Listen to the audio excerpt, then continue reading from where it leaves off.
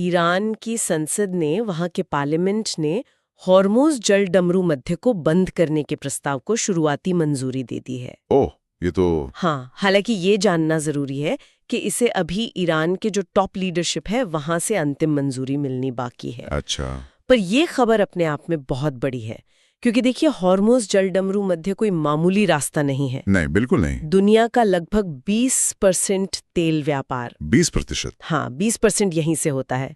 तो ये जो सैन्य कार्रवाइयां हुई और फिर ईरान की ये प्रतिक्रिया, ये सीधे तौर पर इस बहुत ही महत्वपूर्ण जलमार्ग के लिए खतरा पैदा करती हैं। हाँ, ये तो वाकई बड़ी बात है। इसका असर बाजार पर फिर कैसे पड़ा? मतलब कीमतें तुरंत बढ़ गई? असर बिल्कुल साफ दिखा, एकदम तुरंत। जून के मध्य तक आते आते ब्रेंट क्रूड, जो एक मेन ग्लोबल बेंचमार्क है कच्चे तेल का, हाँ, उसकी कीमतें करीब करीब 11 से 14% तक बढ़ गई। 11 से 14%? हाँ, और दाम पहुंच गए थे लगभग $80 प्रति बैरल के आसपास।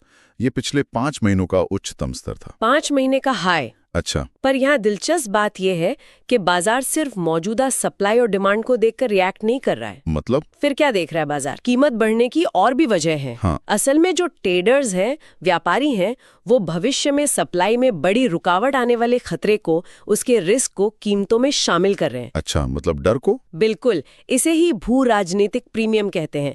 मतलब किसी राजनीतिक या सैन्य तनाव की वजह से कीमत में जो बढ़ोतरी होती है वो। और यही वजह है कि कई बाजार विश्लेषक ये चेतावनी दे रहे हैं कि अगर हॉर्मुज़ जलडमरू नद्य सचमुच में बंद हो जाता है, खुदा ना खास्ता, हाँ, तो तेल की कीमतें 100 या $150 प्रति बैरल तक भी जा सकती हैं, क्योंकि तब तो दुनिया भर में तेल की सप्लाई में भारी कमी आ जाएगी। बाप रे। इसका मतलब ये हुआ कि इसका असर सिर्फ तेल बाजार तक ही नहीं रहेगा, मतलब दुनिया भर में आम लोगों पर भी इसका असर पड़ेगा फिर? निश्चित रूप से। देखिए, जब कच्चा तेल महंगा होता है तो ऊर्जा की लागत हर जगह बढ़ जाती है। हाँ, पेट्रोल, डीजल, बिजली, ट्रांसपोर्टेशन, सब कुछ महंगा हो जाता है।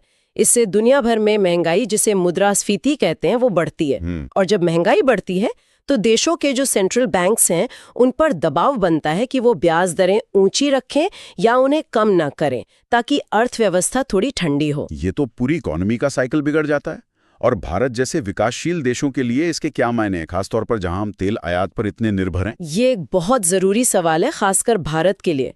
देखिए, भारत जैसे देश अपनी जरूरत का एक बड़ा हिस्सा इंपोर्ट करते हैं, बाहर से मंगाते हैं। हाँ, बिल्कुल। जब तेल की कीमतें बढ़ती हैं तो उनका इंपोर्ट बिल यानी आयात का खर्च बहुत ज्यादा बढ़ जाता है। अब इस बढ़े हुए बिल को चुकाने के लिए ज्यादा विदेशी मुद्रा जैसे डॉलर खर्च करनी पड़ती है। जब डॉलर की मांग बढ़ती है तो अपनी घरेलू मुद्रा जैसे रुपया